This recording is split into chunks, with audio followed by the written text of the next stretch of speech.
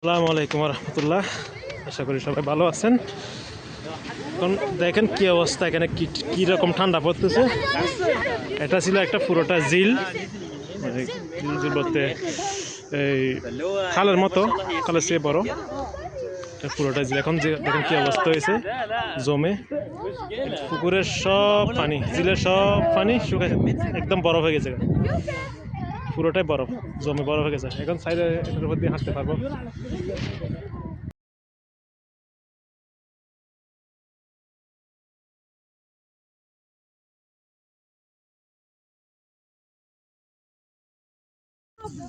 দেখেন কি অবস্থা, জিলের উপর দিয়ে মানুষ হাঁটতেছে।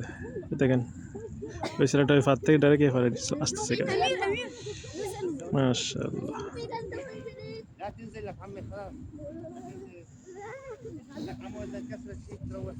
আদাত ভাই এখন এই নেমে গেল। আপনার ওয়েট কত?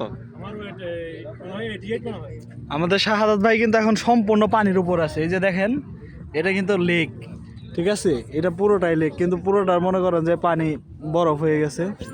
এদিকে সবাই দেখতেছে দাঁড়ায়া, ঠিক আছে? চাষ তো আছে, একটু পরে চাষ তো নামবে। আমার তো ভয় করতেছে।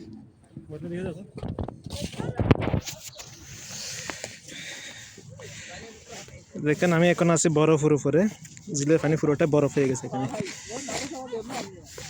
এই বরফ, এখানে বরফের রাস্তা।